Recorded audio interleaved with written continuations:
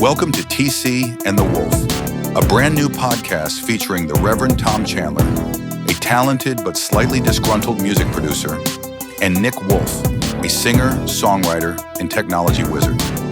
Important note, everything we say here is a joke and only for entertainment purposes. Do not take this seriously. The opinions expressed do not represent the views of anyone else or any companies we may be affiliated with. Make sure to subscribe, like, follow, and share. And as always, drink responsibly and make sure to tip your waiters. Hello, everyone. Welcome back to TC and the Wolf. This is episode 2 with our friend Erik Kluiber. This was a great time. We had to break it into 2 episodes because shit got crazy. This is our first marathon podcast. We haven't seen anything like this before, but we got on that wave and we rode it all the way home. Unprecedented for episode 10. Let's fucking go. All right, guys. Check this out. This is Erik and Us part 2.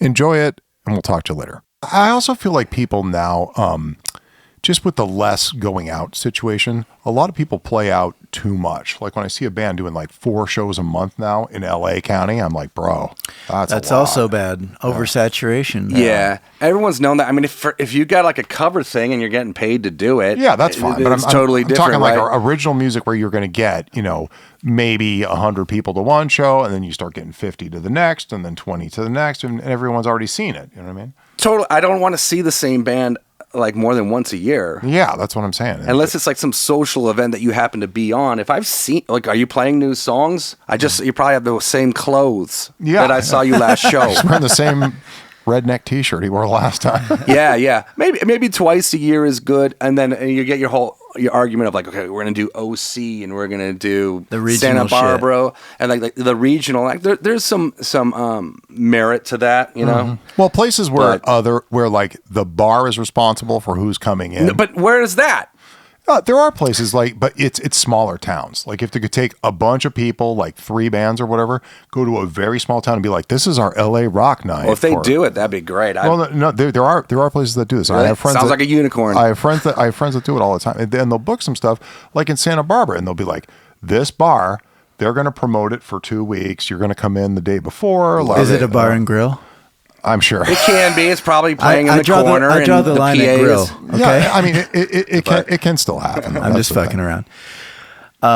That's awesome though if those opportunities come out. But it's very expensive because you have to have 3 bands that can share gear. So turnover's less. You're gonna have to provide 3 or 4 hours of music for the night. Do you know what I mean? Like it's got to be 3 or 4 bands should be able to do that. That's what I'm saying. But it has to be that. It has to be quick turnover. There are ways to do it. It's just less, often and frequent than it used to be. There's still bars that have to get people in their doors and fucking make money. I mean, that's amazing. Yeah, that's awesome. Guys, I have to ask you a logistical question here. Yeah. Because on my mind, I still want to get through some other bands that you've been in. Yeah. But hold on. And there's the most important part of this entire podcast. We're not even going to get there today. Don't worry about that. I want to talk about Stabbing Kluiber. Our band, our new band. I love it. Yeah. So where do you think we should go, TC? I think we should talk about the last couple bands that Erik's. Okay, I'll try and stay a little bit more on point. I like our tangents though. It's all good. It's all good, baby. Hope that, yes. I didn't set the timer though, so this is whenever you want to end. Just no, even if it goes long, I'm fine with it because we're having fun. This is important information. Cool. And so Gypsyhawk was a great band, and I joined them in 2011. I'd seen them a couple times, and so what I did, just like every other band, I learned a decent amount of their songs. I think I learned like 4 or 5 of them note for note, exactly as they are on the record. Stud.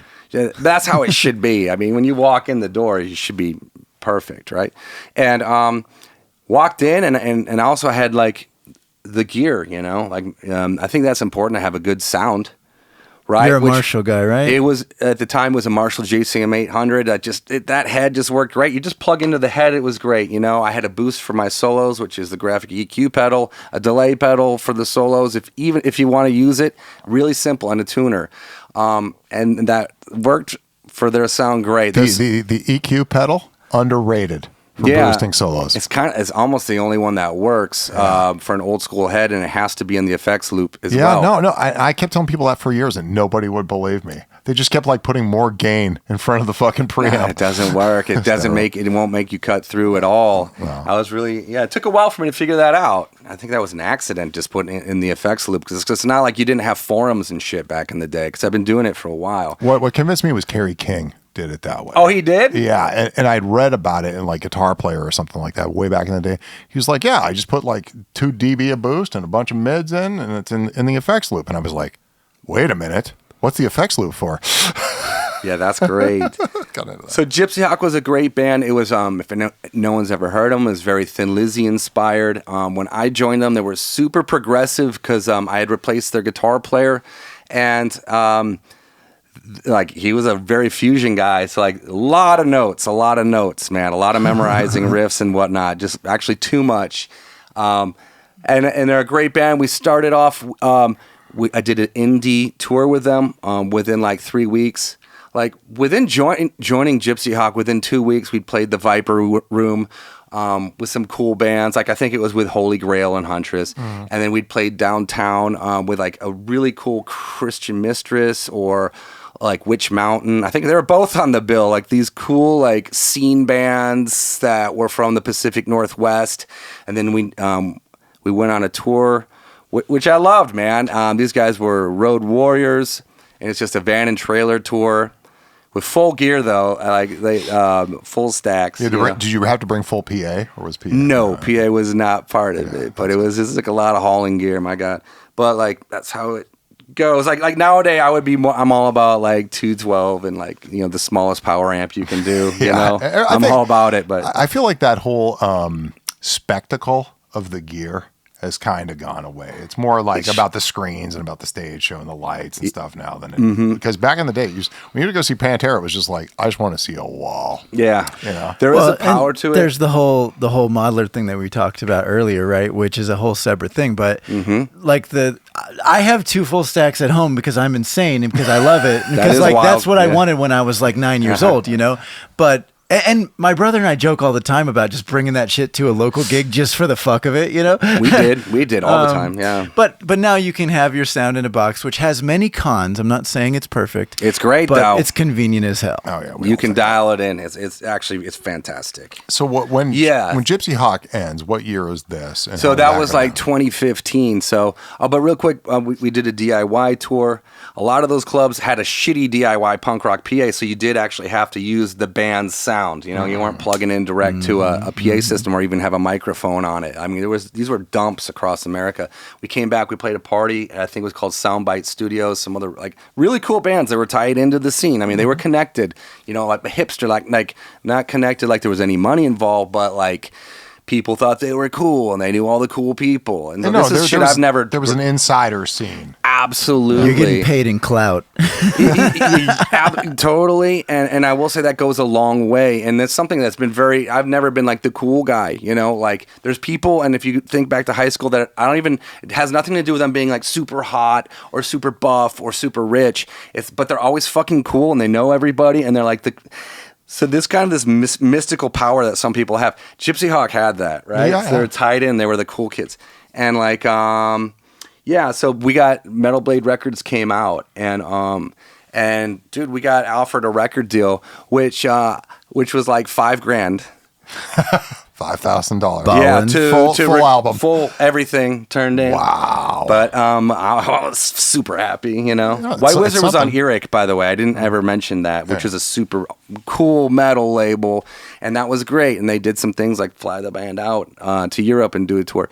But yeah, being on Metal Blade was great. Kind of you grow up knowing about these labels and whatnot, and their history, and you're actually like on Metal Blade Records. Yeah, just like the Goo Goo Dolls. Exactly like them. And I think they made a shit ton of money. I think their advance was pretty big. They got bought out. That was funny. Is they started off, they were more of a punk project, and they were on like one of those metal labels. and somebody else started blowing up at the metal label, and somebody heard Goo Goo Dolls and they were like, oh, we should go this direction with it, and took it off of like Roadrunner or off of Metal Blade or something back in the day, which is crazy to think that that's where that started. A bunch of acoustic guitar rock, you know what I mean? One of their guys, DJ Will, does a whole podcast on somebody, like I think with Dean Del, right? But he was working A&R for Metal Blade, and he talks about how they stayed afloat through the grunge era and made money when they're like traditional metal and their King Diamonds and their Merciful Fate. I remember when people used to rip on King Diamond as like that was the gayest shit in the world. Oh yeah, dude, that was, people were like straight up hating, like dissing the King. Dissing King Diamond. And I was always like, this kind of slaps. Are you sure that you hate that? And people be like, it's terrible. It's fucking, you know. Yeah, and that was like, for me, it was like the new metal era, and then beyond that, like this. Oh God, I can't remember the names. It's like kind of like East Coast, like metalcore to Atreyu. That was like emo core, yes, screamo kind of stuff. Yeah. So that like these different scenes where it's interesting to see where people went, and then how they're dissing the traditional metal. That's where things very much were in 2008. But like, yeah, oh God, so getting back to it, that's how Metal Blade stayed afloat. Was one of their ways. Otherwise, maybe they just would have been gone. Okay, so like Gypsyhawk, and then kicked ass, and the album came out, and it was great, and I loved it, and it was the greatest thing in the world. And then like, and I was like, it was just the pinnacle. It was the best. What was the demise of that project? Once again, so one of the dudes, Andrew Packer, who was very much like started the band with Eric Harris, and him and Eric were just spatting, and Andrew was like, you know what? He left, which I'm like, oh God. You know what's fucked up, dude? I had bad information on this for years. The end of Gypsyhawk was explained to me as a war of the Erics. At the end, it kind of turned that way. Okay. So when I started with the band, I was like the new guy, and I was treated very well. Maybe with some like, I was treated better, you know. And so like all of the brunt of like any arguments and drama would be put on Andrew or Ian, and Andrew just like had enough of it, and he walked away. And I think this was, what tour was it? Was it after Valiant Thor or before? I think it was before the Valiant Thor tour. So that was I'm like, Andrew, don't, and he did, and like I think that's what started it, because he just, once again, the chemistry, I think he kept everything in balance.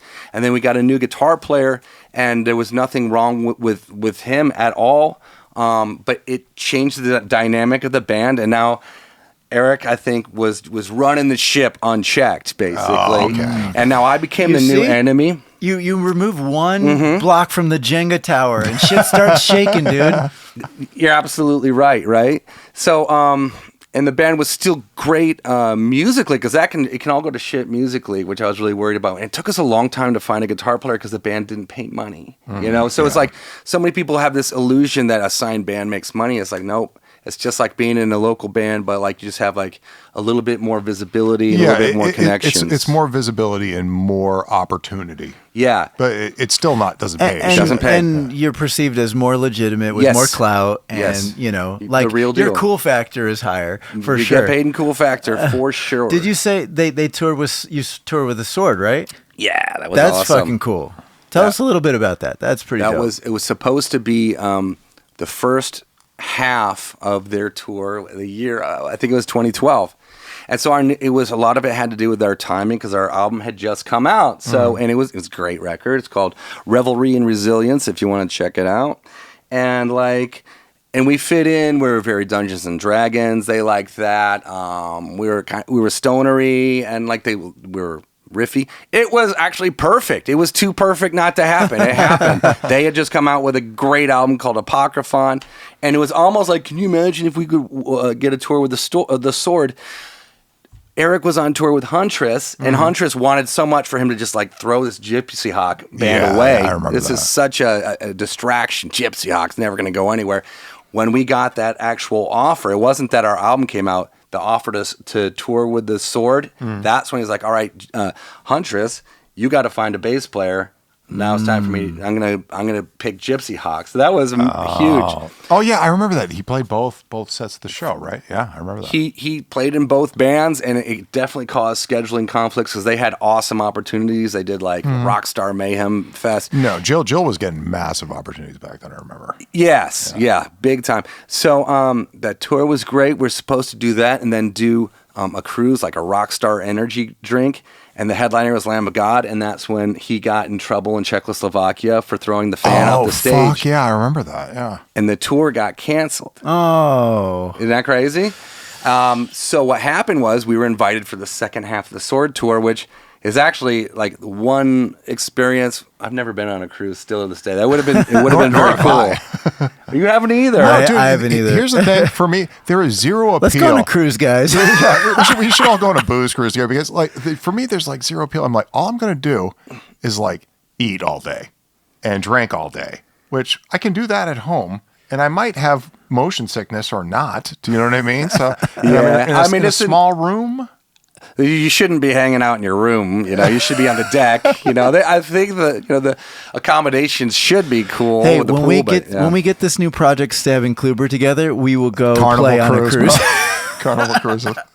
Those are the big gigs now. Or they, you know what I mean? We'll play the kids' cruise. I remember how shitty I used to give people shit about doing cruises. I used to be like, what the fuck are you guys doing? Like that's clearly hanging it up. Just go play at a club, be a fucking G. Really? I guess it's like the state fair of like the 2010s. That's what I was like, literally, this is like Earth, Wind, and Fire with no one who was in Earth, Wind, and Fire at the state fair. That's literally how I saw it. And I get it. I hated on it for a long time. Tom, I can make this whole idea even worse for you. Great. What's that? Let's start a Rush tribute that plays on cruises.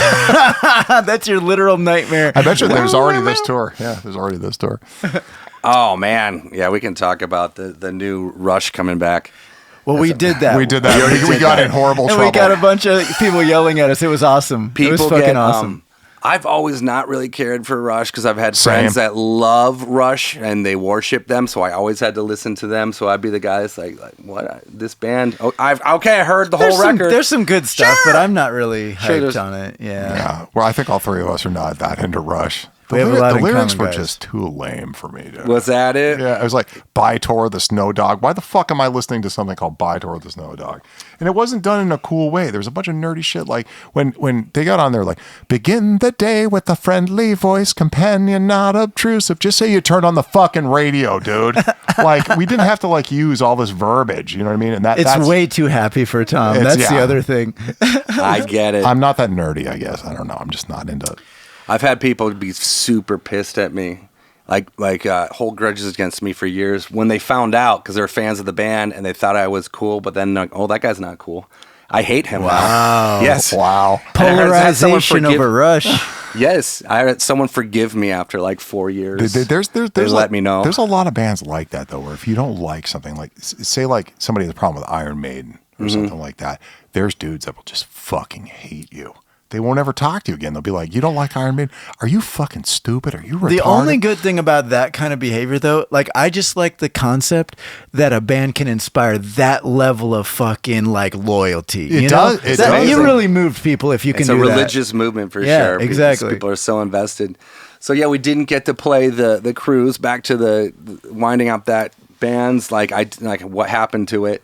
But we did 2 stints with the Sword, which was a very long tour. So that's like 2-month-long stints, and then you have to like get there and get back. So it ends up being like 2 separate 6-week tours in a row with an amazing band, playing in front of amazing clubs, and playing theaters, which are the best. Yeah. They sound the best. The vibe's the best. Yeah, I mean, it's just like a large club. It's the greatest thing. Not too big, not too small. And nice and dead, usually. Lots of carpet. And warm sounding. Not brittle. Yeah, the sound is great. You can hear, you know what I mean? When I first started going to shows, and I'd go to an arena show, and I'm like, it was cool, but it's like so much reverb and shit, and it didn't sound like mush. I tell people all the time, I go, the best place to see traditional punk or death metal or something like that is a small club that's heavily carpeted. Because it's so fast and all the transits of the music are happening so quickly that I went and saw Black Dahlia Murder at the Ventura Theater.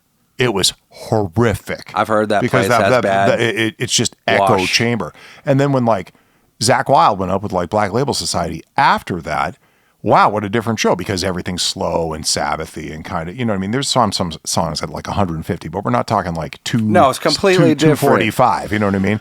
And yeah, so if you want to go see a death metal show, when people are like, oh, they're playing at this huge place, I'm like, fuck no. Not going, bro. I'm only going to like the shittiest, smallest bar to see a fast band. Sound is so important and has come a long way. Like the technology and the PA systems are so great. But so like getting back to it, we did some tours after that. We did with Valiant Thor was another like notable one. We did a lot of DIY tours as well. We took out Mothership for their first like tour, which ended up becoming. I remember those guys. Yeah. Yeah, and they're still around, and they ended up having a great career. And then the other like bigger tour was Ailstorm with an A, the pirate metal band. And we did play a show where Hailstorm was playing the same like Baltimore or something. Hail and Ale. Yeah, it was, and those were like more. I mean, it was so legit and awesome. And then at the end, yeah, me and Eric were just not getting along because you basically got the new guy Bryant, who's just like super chill, mellow, friends with everybody, not rocking the boat, just doing what just being a guitar player. Ian the drummer had kind of checked out. He was going through his own issues, but let's just say he wasn't there. He wasn't really part of the equation, So it was like me versus Eric, and it was so sad because I just loved the band. Yeah, I'd say I just loved it, and then he was like, you know what, fuck this, and he was willing to just kind of dump it, and I was like, wow. And that's how it rolled. And then he went on and did his thing, and then I had to like pick up and like, what do I do next here? Yeah. Back to zero. What did you do next? What did I do next? Once again, just went back to Craigslist. Went back to Craigslist and found a stoner band called Ironaut, which was really cool at the time. Oh, I fucking love that band, dude. Yeah, it's interesting, right? And then I played bass for it because I needed a bass. I think he wanted to maybe do two guitarists, and I was like, dude, we'll just do a power trio. I found Ivan, I found him at a Gypsyhawk gig. He was from the Detroit area, and we stayed in touch. So that organically kind of melded. It was something a way for me to do something different. We couldn't find a singer, so I was like, fuck it, I'll sing, which was what it was. I thought you did a great job, dude. Well, thanks. Everything like that, me and Andrew and everybody witnessed back in the day. You know what I mean? Like it was really cool. Benzal? Yeah, and you're doing the comedy shows. Do you remember that? Yes, we're doing the Stephen Glickman nighttime shows, which was really cool and unique, and an opportunity that I feel only happens here. Like going to the world famous Improv on Melrose Avenue, and then having like big time celebrity comedic guests come up and do 15 minutes and do a Tonight Show. And you guys were like thing. the house band, which is fucking rad, dude. So we'd be in the corner and we have our songs, but like they just fuck with us. Sometimes they'd insult us. Then sometimes I never got to see this. This sounds awesome. It was really, and then it was like kind of off the cuff. He asked me to do the theme for Friends, like really, like I'll pull it out of nowhere. So we're listening to like 15 minutes before the show to like, the chords, blah blah blah, and pull off a version. And we got to be friends with him, and that's a very different world. That kind of actor, and there's a lot of actor comedic world, and different types of money and like hierarchy that hangs out with those. Like a lot of these people wouldn't even acknowledge you. They just walk by you and just like look either through you or in another direction, so like somehow the guy Stephen Glickman just liked the weirdness. Like I think he liked my weird voice. No, he did. and Ironaut, it was like a weird band, but weird in a good way. Like, how the Melvins is weird in a good way. Yeah. It was like that to me, or Helmet or something, where you're like, that's a pretty big compliment. Well, no, but right I'm just there. saying, like, where it doesn't really matter how it sounds because the personality of the dudes in the band is coming through so clear. You know? Yeah, there is that. I think we're pretty solid riff wise and music wise. Vocals are debatable, but like that band started taking off and getting some cool. Like when the Complex was around, we'd open for Complex was rad. We opened for so many. Hey, fuck you, City of Glendale, for closing the fucking Complex. Another great venue. That was one of the best places, and nobody could tolerate it. They just saw you and me outside smoking, and they're like, "Guess what? Get the fuck out of here." Yeah. The city did not like it. It's amazing how, and there was weird wedding chapel across the street, a banquet hall. Like, it was like a place called like Anu Shamora or something across the street where they'd have big banquets, like Armenian banquets and shit. I know what you're It's right on talking Colorado is where it was. Yeah. And it was awesome, dude. It was great, and it wasn't really surrounded that close to anybody. Like I think people have to go out of their way to get offended or like do noise complaints about it because it wasn't that loud either. That was the whole thing. Like they just didn't like. I think they didn't like the scummy element and people. I don't think Armenian culture likes heavy metal people. I think we're kind of the enemy. I know there's System of a Down, and I get that, but I think that's some section. And there's Alexi.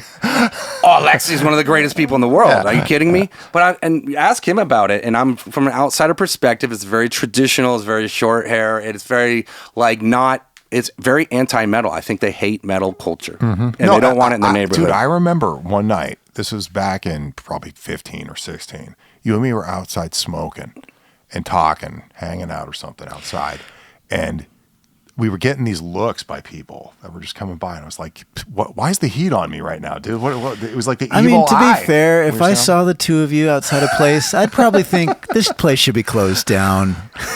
I'm kidding. Oh, Jesus. You get the same thing if you go to rural Ohio. Yeah. Which is a time I know world. all about it. You know all about it. I know all about Mansfield, Ohio? Yeah, baby. And Ashland? Yeah. Okay, so they have little clubs there, and then, which is cool. Like, that was like my way of touring in Detroit. And then if we stopped in another bar, like the needle, when the needle dropped or the needle scratched, and like a guy literally said, and I heard this clear as day, that guy's got longer hair than my sister. Yeah. I was like, where are we? Do you know what's fucked up in LA? You forget. Yes. You forget that there's shit like that. That when you go back to the Midwest or something, there's people that are straight up just, I'm like, I tell my mom all the time, I'm like, I have friends with facial piercings, tattoos, sleeves, all legs. I don't even see it anymore. Yeah. Like I don't even notice it. I'm like, oh, that's just Brandon. He just looks like that. You know what I mean? Like I don't even think about the fact that somebody has neck tattoos. Or it doesn't even come into my consciousness anymore because I see so much of it that other places, that's like still fucking pretty extreme, right? I mean, just hearing your story right there, the first thing that popped in my head, like I had green Doc Martens boots in high school, and like a couple of the football player guys were like, "Nice boots, you fucking." I'm like, wow, they are nice boots, man. Those what are the sick. Hell? You know, they're like $200. Yeah, seriously. Now they're like $4. But I also had long hair back then. There were a lot of haters, you know. Yeah. And now you look like an Armenian, so there you go. There you go. I've been reformed. I've been reformed. And I have a Benz too, so I'm fucked. Oh wow, Benz are. Is it white? It's black. Okay. At least it's black.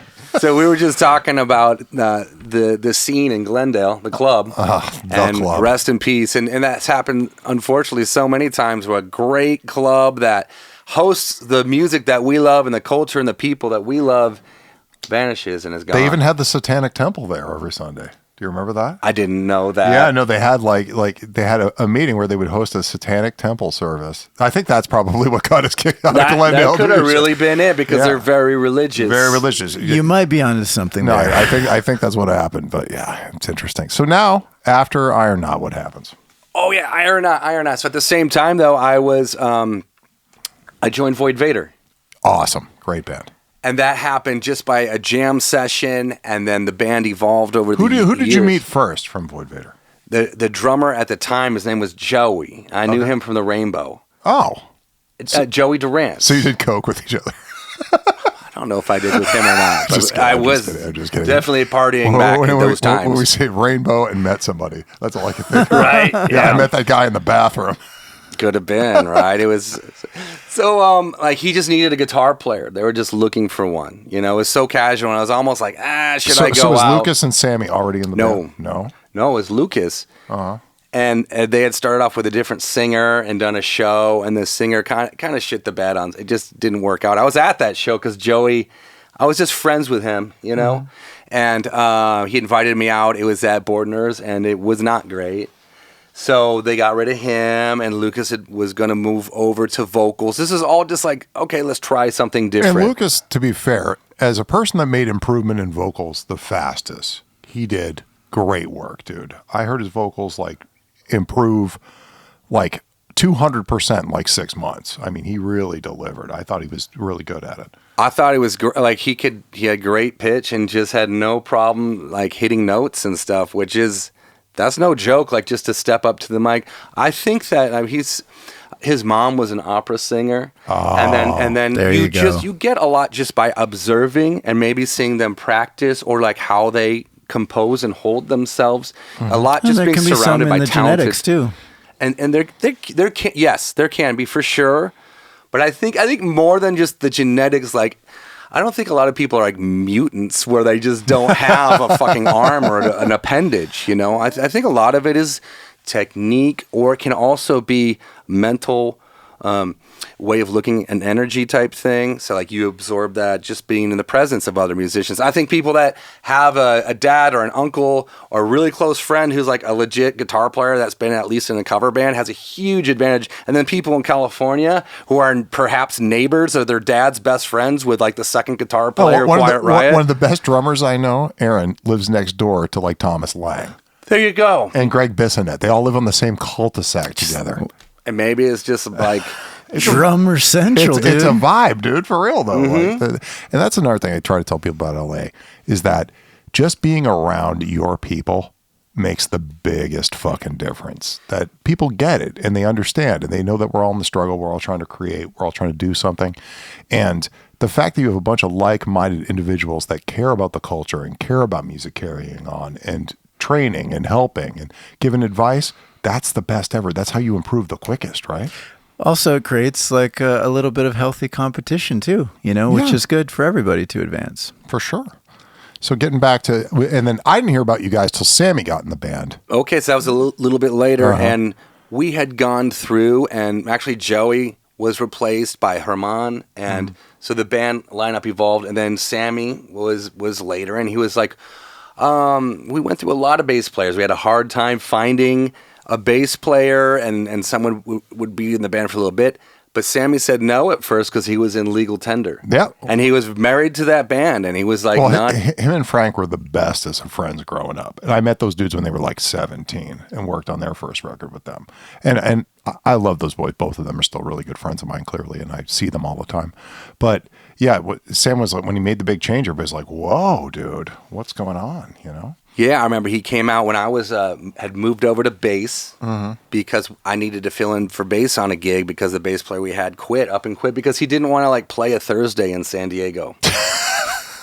And it was a good show at Brick by Brick, which is an awesome club. Oh, Brick by Brick's awesome, dude. Yeah, man. Like when I was working with Mallison all the time, I was there like every 6 months. Mallison. I remember Mallison. Yeah, it was awesome. So Brick by Brick, we played there with the Sword, you know, like Static X that played there recently. Like it's an awesome club. So I can't believe that's still open, to be real. I mean, I hope it doesn't know why though. The owner is the drummer from As I Lay Dying, former drummer from As I Lay Dying. Oh, I saw him working there. Right, but I didn't know if he was just like a dude working. You know, he could be like. I think it's like a co-ownership situation. Like he's not the sole owner. It's just weird because it's like in the West Hollywood of San Diego. It's like Hillcrest or something like that, where it's at, right? And I just show up. You know, I just type it in the GPS. But no, it's one of those areas, and it's really kind of off the beaten path, and.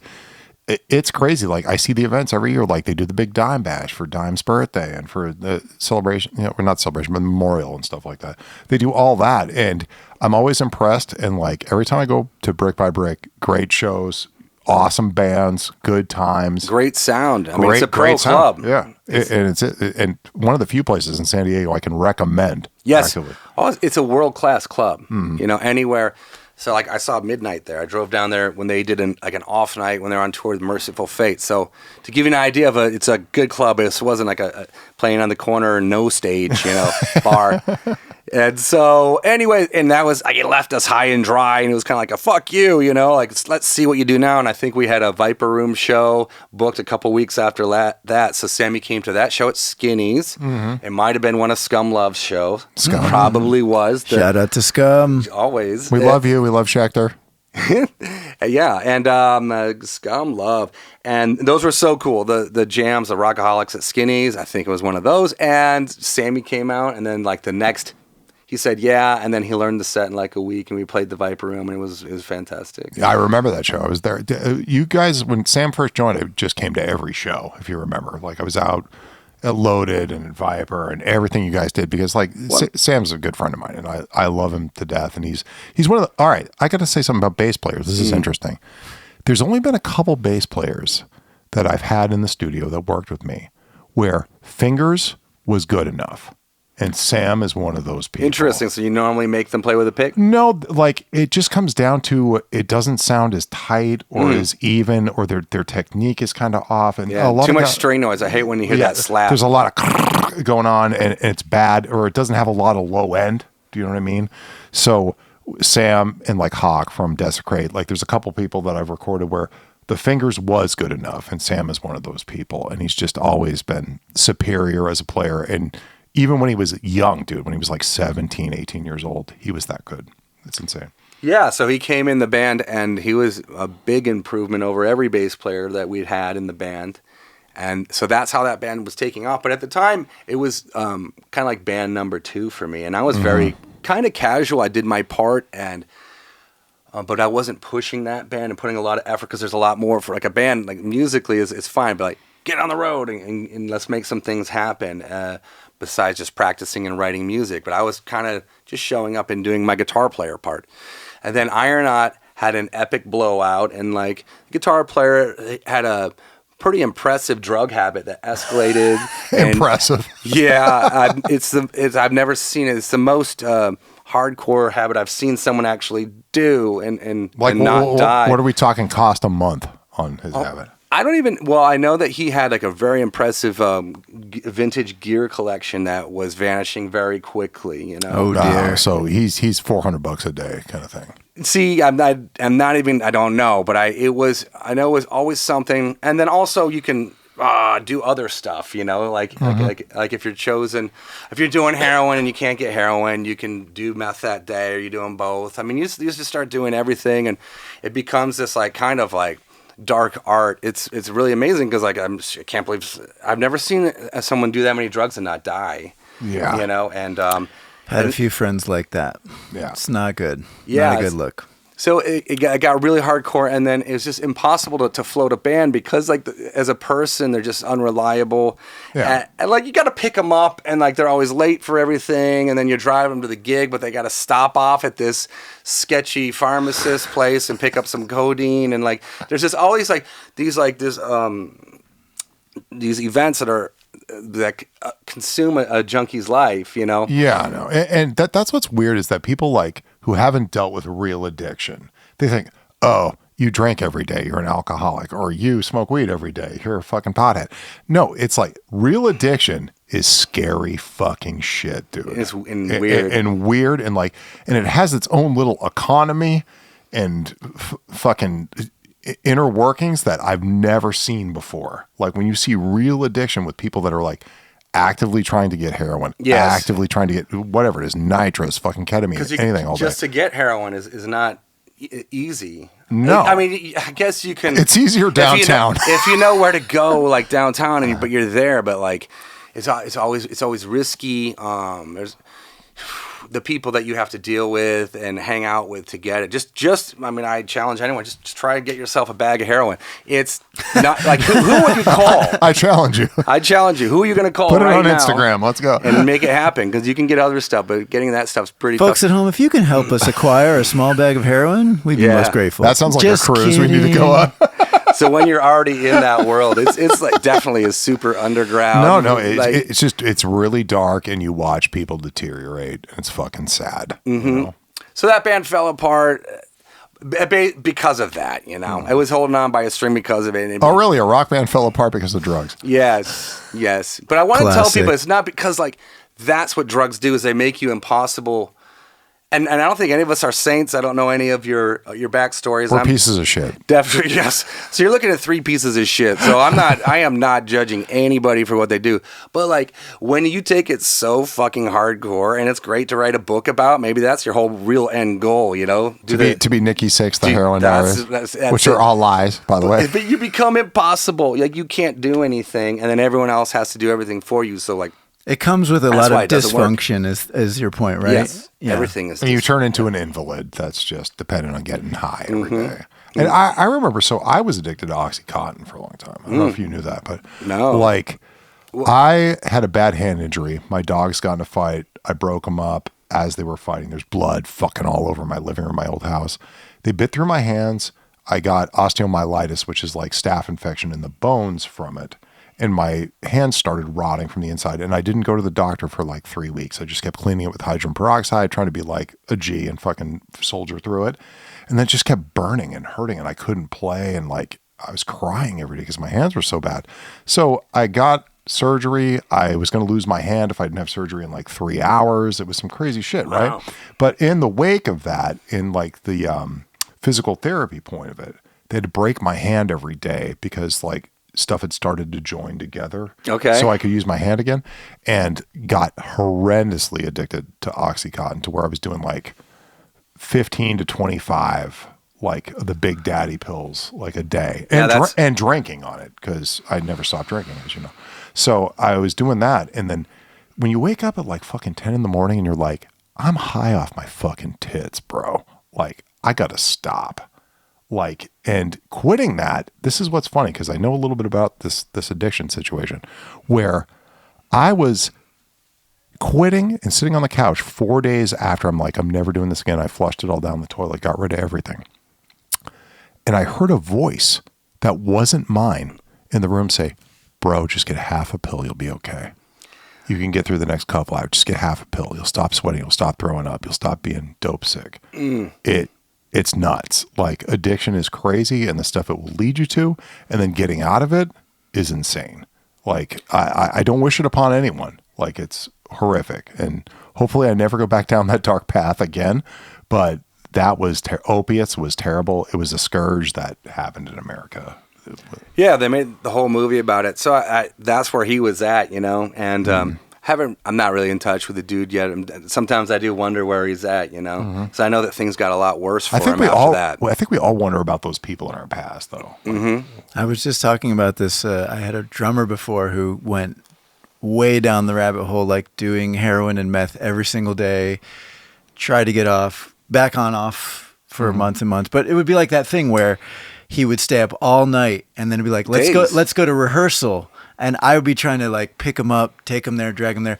Eventually started living in the rehearsal space without anybody's consent. Like I would show up at like 6 p.m. to like prepare for rehearsal. Yes, and he was asleep like in the corner with a bunch of his belongings. I love the guy dearly, but I was just saying to someone yesterday, I wonder where he's at now. He was living right at the corner of Franklin Whitley by the cash place. You know what I'm talking about? Wait, hold on. By Tequila. There's a check cashing place. I know what you're talking about. Yeah. So he lived with me in my apartment there for a while until it just didn't work anymore. It's like, bro, you got to go. I love you. I've tried everything to help you, but like clearly this is your choice. I can't.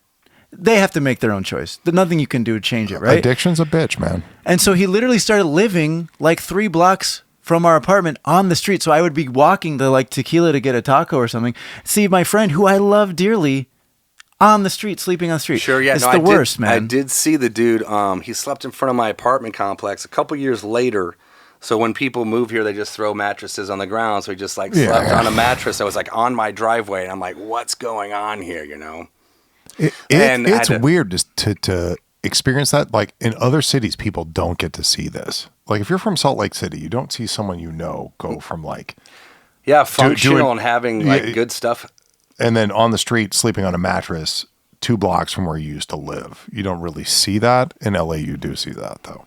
Yeah, so that went full rock and roll story is how Ironaut evaporated. Ended. Yeah.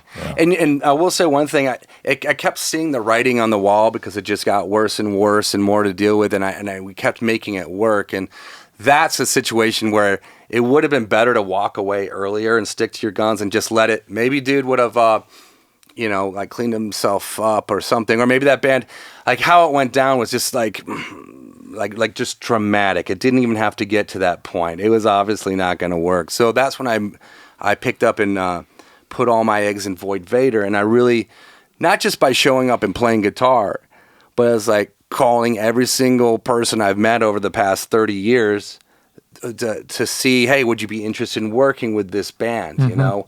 And I just think, unfortunately, the timing back then, it wasn't such a rock and roll time. I think it's more so now than it was then. Do you know what I mean? Like I know what you mean. I'm okay. So that year it would have been 2018, and what was really hot. I don't know if anything is hot at all anymore, other than just being a legacy rock band. It was just it was a slow taper out of rock music at that time, you know. And we all love the same shit. We all love the same old school like aesthetic and fucking vibe of rock music. But slowly the thing that lasted for 50 fucking 60 years or whatever, it just started going away. And that's normal, you know? Yeah, it's normal. It's a music trend. I think right then all the labels were really signing. It did get signed to Ripple Music, but I'm saying like your Century Medias and your Metal Blades, it was very death metal. And I mean, I don't know if like Lamb of God isn't death metal, but it was like fucking. And they're not even really thrash, but it's like they were calling that a new wave of American metal at one point, you know. But no, you're talking about like Infinite Annihilator or fucking those kind of Dying Fetus kind of days, right? Oh well, that's like, you know, tech death and stuff like that. But like doing a band that had songs that could have been on the radio was not cool. Yeah, that it was just that time. It was like people were into Mutoid Man and fucking, you know, what's that band called? Zealand Ardor and stuff like that. There was shit like that going on at the time that was like off the beaten path, you know, Shining, things like that. Yeah. So it was also interesting because that band, Void Vator, didn't quite fit into, like, it wasn't really underground, but it had some underground aesthetic, you know, so it was very in between some scenes. So when you're touring in an underground DIY scene, I mean, you're not real punk rock, you're not real death metal, you're not that, or real stoner rock, you know. So I had a little bit of a hard time, but people liked that band, you know, and I was with that band for a long time. And then that shit the bed, you know, the pandemic happened, and I got really fat. And what were you eating at this time? I wasn't even keeping track, you know. I never did because, like, I got fat in the pandemic too, dude. I was huge for a while. Well, and I could still lose some weight, but like, and so probably not exercising as much and doing a lot of like Netflix binges, just like everyone else was. But like, I don't know if people like, image is super important. I think it really bummed the guys out, and I think they just thought that I looked like a fucking loser on stage. And so, you know, I mean, that's just kind of a brutal way. It's kind of funny to say, you know, but I think that had something to do with them just kind of losing faith in me. And like, oh, let's get this guy. Well, and at that time, that's the first time where like YouTube, Instagram, TikTok, things are blowing up, right? So image is like everything. And also we know at that time saying the right thing was the most important thing. I think there was, well, when you say the right thing, it's, what you're saying is like saying the narrative. There was one narrative, and anything against the narrative, exactly. But is the wrong thing, right? So there were. Then I feel like that was more the trend. Do you know what I mean? Well, I think it was. So I would like to talk about that really quickly. Okay, where yes, you were a problem if you expressed any opinion publicly outside the narrative. Yeah. And whether or not people agreed with you or not, they didn't want you to say anything outside the narrative because it labeled you and anyone, in this case, a band or anyone you're working with was like people were really sensitive to that, very much so then. So, that, and it still is, that's an issue to this day, you know, and, but then in particular, it was very important. So like, we caught flack. So Void Vator did do touring during the lockdown, and people would say that you're murdering people because you're touring, because it's irresponsible. You're spreading COVID and you're killing their grandfather, and so that in itself was like an issue just to deal with, because there would be bands that would not associate with you because of that, which I think is really lame, and fuck them. But like, but bands got conscious, like, oh, everyone hates us now, so we have to be considerate of that. When there's this band called The Skull, and their singer was in trouble, so it was like the band Trouble. So then he went out and played. I thought he was in jail. Played The Skull, and he was an anti-vaxxer, and he died from COVID. And then there was a lot of people like happy about that he died, that he deserved to die, and the band was irresponsible because they toured during COVID, and like, so when he died from it, like there was like a celebration of his death by a particular segment of like the scene and shit. So that's how weird things were, and like people would actually hate hate you for not going along with what were some pretty serious protocols, if you forgot or no. That was a difficult time for everybody, and not everybody had all the information at the time, and we were all just guessing. Every person was guessing, and some people decided they were right, some people decided that they were, in the correct camp or whatever. But it was just a really divided, weird time that now today it almost seems like that was a dream. You know what I mean? Like you look back at like COVID and you think about like me and Nick were just talking the other day. We had a whole record and shit we were working on before COVID, and then after, and like every dynamic about everything in the world had changed. Do you know what I mean? I do. We should almost have a whole episode on this stuff. There's a lot to silent unpack COVIDity. But one quick thing I remember is, Tom, you and I wanted to get together, start recording some stuff, and you were with your ex-wife at the time in the other house. And I remember like it was a very touchy thing because she didn't want people like coming over. No, it fully that ended my marriage, dude. Yeah, for real. And you also had a separate whole guest house where you were recording, and like I'm like, dude, I'm healthy. I need to come record these riffs. These fucking hot riffs need to get out to the public. I cannot wait, And you're like, well, let's see how things look in a few weeks. She's a little on edge, and I mean, I respect everyone's own personal stuff. To be fair to her, and I'm not trying to defend her because she's a terrible person, but she literally. She's Taiwanese, and her family was watching Taiwanese news the entire time. And I don't know if you guys know about Taiwan, but they were the first people to like lock it the fuck down. Nobody go outside. We're going to solve this problem internally. You're not doing shit for fucking 6 months. Yeah, they went full police state. They went full police state. They were all in agreement with that. So it was like I couldn't see another person for a week before I saw her family, and for a week before I got back. And that made producing music with my friends absolutely fucking horrible, as you can imagine. But it was a weird time, though. I think that this is a good thing to talk about because it was dark for a lot of people, and a lot of mindsets changed, and a lot of just relationships changed with people because of that time. Right? Well, they did, and you were talking about the division, and that's when a lot of political division happened, which wasn't even on the table. Like no one fucking cared. No, and now it's still the same trajectory that it was on back then today. It helped amplify the division. That's for damn sure. Well, I think that was like the starting point, like of really. It brought it back. I swear, like in the music scene anyway, I know people have been lifers and they get really into no one gave a fuck about politics. We were past that. And especially our fucking generation of people, where it was like, I didn't even talk about politics till I was fucking 45 years old at all. There you go. You know what I mean? Like, and was it then? What was it No. during COVID when you started? Yeah, that's what I'm saying. Like, it wasn't like a thing until it became like division in the family, division amongst friends. Well, also because that event affected people's like way of life and how you like carry yourself, how you experience the world. Like it affected you physically, tangibly. You like people couldn't go out, people couldn't go to restaurants, you couldn't like fucking. You had to sit outside at the restaurant. Like. Politics as an ephemeral philosophical thing is one thing, but when it affects your ability to hang with your friends, record your music, to operate, or have to a tour, chili dog, I mean that obviously made it like an in-your-face issue for everybody. Yeah, it did. Yeah, it did. So these things that did cause some problems in the band. Yeah, no, and I mean, and you have your opinions, and I have mine, and like everybody does, but a lot of us that are adults in the room can go, you can think that and I can think that, and we can be cool with each other and we can move on and evolve and be different people tomorrow. And some people can't. And yeah. It's sad. It's sad that it divided so many people, so many families, so many aspects of life during that time. And honestly, dude, for me, the worst ever years was those years. Was it? Yeah. Yeah, because, dude, I'm all about going out and hanging out, smoking and drinking and fucking carrying on. This is my point. Yeah. Totally change your way of life. I was doing nothing, and Nick was like, TC, what's up? You know, the whole time we were working. I'm like, dude, these riffs, prioritize. They're so sick, bro.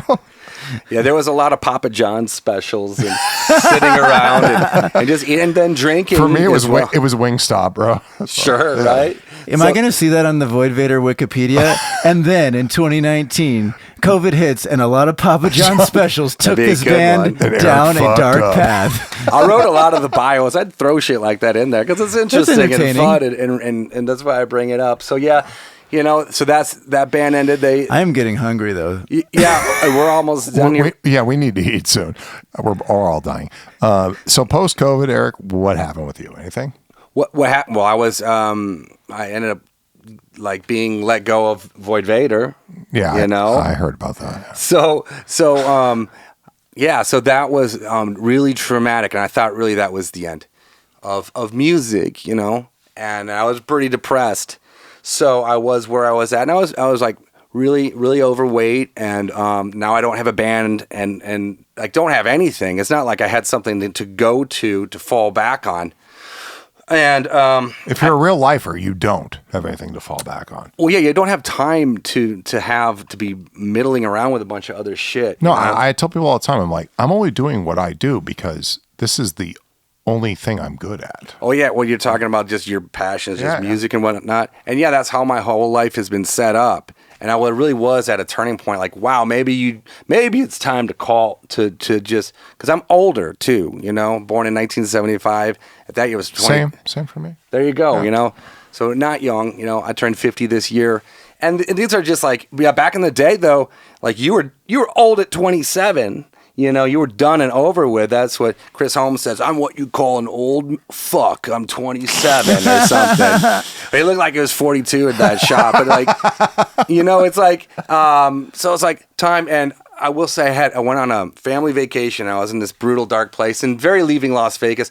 Like, cause I could drink like a fifth of vodka and be normal. That's not getting wasted. That's you guys just have like so much in common. Me and Eric are very similar people. Yeah, I think so. So like I can actually say that to you, and you can be like, "Yeah, I get it." I drink a fifth of whatever every day. So I mean, there you go. Yeah, see, that's what I'm saying. You talk to some people and like, "No way, a human body can't handle that." I'm like, "That ain't shit." Maybe you're just a pussy because I drink all day every day, and that's how I do my job, and that's how I enjoy my life. Let's have a Super Bowl of drinking event live on the podcast. we used to have this thing where it was like we need to assemble a drinking team. Where sure. It's like we go like, shot to shot, head, and they were playing like cards and shit against each other to see who wins. Like literally, like, and back in the day it was like Omar and me and Dusty and maybe Jarrett or something like that. Would all Dusty, be like, the singer? Yeah, he's a Kentucky boy, and they know how to fucking drink. That motherfucker can drink, bro. We have had, but our whole generation, like when we came up, like booze was like just. It was like a man card, It was like a degree, and like you had to be able to handle your booze, and it was like expected. There's a little bit of a macho thing about it. But real quick, what I'm kind of getting into here is like I was just like casually drinking and almost like romanticizing the idea of leaving Las Vegas and just getting super just blotto and fade out, right? Great movie, horrible music throughout that movie. I can't remember the music. Dude, it's like fucking Kenny G with Celine Dion singing over it. It's fucking horrific. The entire That's fucking hilarious. You should go right? back. I watched it in 2023 again when I was super high. It was terrible. It was like, this music is the shittiest. Yeah, like who was the music director? But they did that. It was clearly Kenny G and fucking Celine Dion. That's so great, though. Actually, now, like someone purposely choosing that music for a very good, well thought out movie. They did that on purpose. They're like, it's 1992 and we're going here, bitch. That's what they're doing. So real fast, I went on this family vacation, which was funny because I'm all depressed and I'm seeing my folks and whatnot, and they got to deal with drunk Eric, wallowing in self-pity. And like my girlfriend was on Facebook, and I had seen this ad previously. She's like, you should consider auditioning for Society One. They're still looking for a guitar player, and it looks like they have some great opportunities. Mm-hmm. And I was like, I didn't even want to hear it. Like I was like, whatever, But I thought about it. And like I was kind of like, I am into signs. Like if you see a sign, like give it some second thought. If something sticks out as an actual sign, like maybe there's a reason what the universe is trying to tell you something. And so I looked into it. I was like, oh, this is, it's like, it's got some heaviness to it. I mean, so I was like, you know what? When I get back, I'm going to go for it. And she had reached out to them, and they said they actually responded, which, as you know, is kind of a miracle for any musician to respond to an email, right? Or a message. So that's another sign. We're like, yeah, we're still looking for someone. And then so I came back. When I came back, like, I did an audition video at Amp Rehearsal, and she was filming it. Mm-hmm. I sent it in, and then that night, Matt called me up, and then like a day or two later, I did a live audition with the drummer at the time and Matt, and like I had to get the approval of the drummer, you know, and it went good, and I was in Society 1 like a week later. Awesome. I didn't know them. Is it still going on now? It is, but it's kind of a very LA band in that it's not an organic 24/7, you see each other twice a week band.